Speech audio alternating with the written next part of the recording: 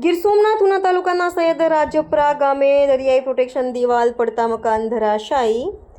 દરિયાઈ મોજાની થપાટ લાગતા પ્રોટેક્શન દિવાલ પડી છે. લોકોનો આબાદ બચાવ. સૈયદ રાજપરા ગામે દરિયાઈ મોજાનું રુદ્ર સ્વરૂપ જોવા મળ્યું છે, જેને કારણે દર વખતે ચોમાસું અને દર વખતે આ સમસ્યાનો સામનો તથા કાંઠા વિસ્તારમાં વસતા લોકોને કરવો પડે છે. આ પ્રોટેક્શન દિવાલ જોવા અધિકારીઓ સ્થળ મુલાકાત લે છે, પણ પરિસ્થિતિ તેમની તેમ જ જોવા મળે છે.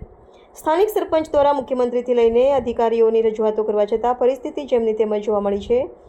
આ દિવાલની વાત કરીએ ત્યારે તોકતે વાવાઝોડામાં દિવાલ બની હતી, ત્યારબાદ આ દિવાલ બની નથી. વાવાઝોડું થઈ ગયું તેને પણ ઝાઝો સમય નથી થઈ ગયો, પણ આ દિવાલ હજુ પણ બની નથી. સંવાદદાતા જય સાખટ, ઉના. મારું નામ ભરતભાઈ વાઘજીભાઈ કામડિયા છે. ઉના તાલુકાના સૈયદ રાજપરા ગામના હાલમાં સરપંચ તરીકે સેવા આપું છું.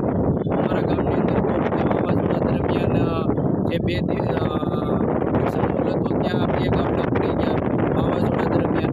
ત્યારથી આજ સુધી હજી બન્યા નથી. સરકારમાં અનેકવાર રજૂઆત કરી. સરકારે પ્રોટેક્શન હોલની મંજૂર પણ થઈ ગઈ છે.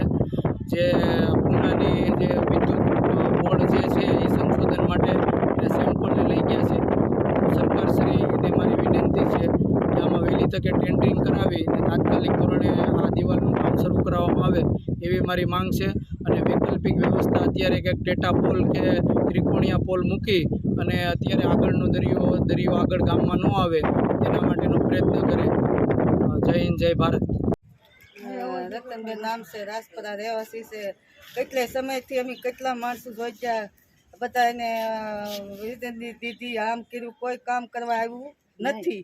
તોય અમારો સમાજ સાહેબ બધું વહી ગયું, મકાનો પડી ગયા, નાના નાના બસા છે. અમે ક્યાં જઈએ ને ત્યાં રહેવું, અમારે કાંઈ નહીં જગ્યા ભેગા કાંઈ લેવા દેવા તો ત્યાં રહેવું. અમારે સામાન બધું વહી ગયું.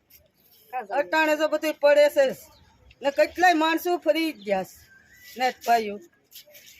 તો કોઈ આવતું નથી, કાંઈ પોટા પડી ગયા, આ કરી ગયા, તે કરી ગયા, કાંઈ વસ્તુ થયું નથી હજી. હવે શું કરવું અમારે ને ક્યાં જવું?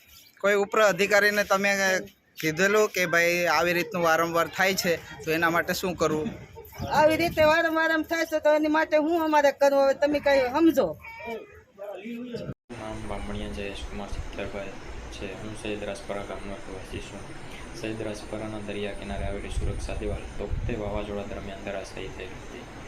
જે સમયે દિવાલ ધરાશાયી થઈ તે સમયે આસપાસ રહેતા 7 થી 8 પરિવારોના મકાન પણ ધરાશાયી થયેલા હતા અને મોટું આર્થિક નુકસાન સહન કરવું પડ્યું હતું.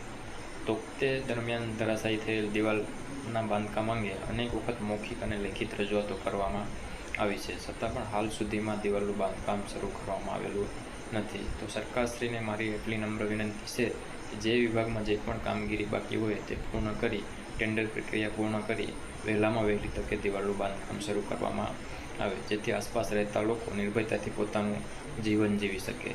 આભાર. જય હિન્દ, જય જય ગરવી ગુજરાત. હાય, હું છું ક્રુઝિન સિંઘાનિયા. આપની આસપાસના સત્ય સમાચાર જાણવા માટે જોતા રહો દીવ મિરર ન્યૂઝ. અને હા, લાઈક અને સબસ્ક્રાઇબ કરવાનું ભૂલતા નહીં. Thank you.